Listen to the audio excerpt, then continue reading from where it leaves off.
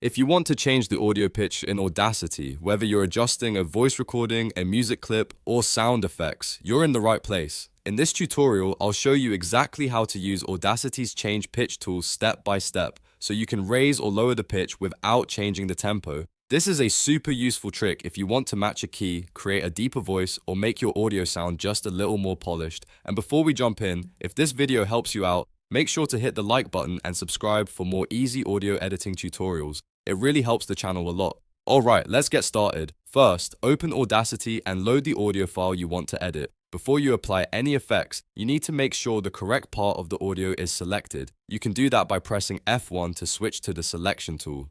Then click directly on the track if you only want to edit a section, or press Ctrl+A if you want to select the entire audio file. This step is really important because Audacity only applies effects to the highlighted area, so if nothing is selected or if the wrong section is highlighted, you might not get the result you want. Once your audio is selected, go to the Effect menu at the top of the screen. From there, hover over Pitch and Tempo and then click Change Pitch. After that, a window will appear with a few different settings. You'll usually see musical note options, frequency values, and semitone controls. Don't worry if that looks a little technical at first. I'll break down the easiest ways to use it.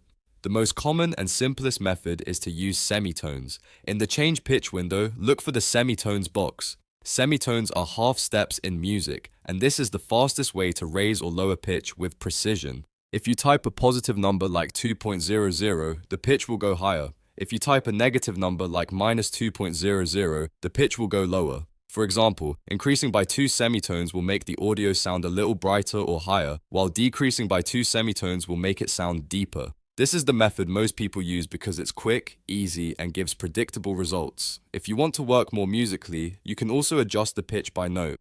In the From and To boxes, you can choose the current note and the note you want to move to. For example, if the audio starts at C and you change it to E, that raises the pitch by 4 semitones. This is especially useful if you're working with music and want to match a specific key.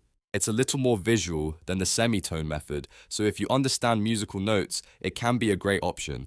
There's also a frequency-based method. If you know the exact starting and ending frequency in hertz, you can enter that information in the frequency box. This is the most technical option, and most beginners won't need it, but it can be useful for advanced audio work where you're trying to match a very specific sound or tone. If you're just getting started, I'd recommend sticking with semitones because it gives you the best balance of speed and control. Before you commit to the change, make sure to check the box that says use high quality stretching.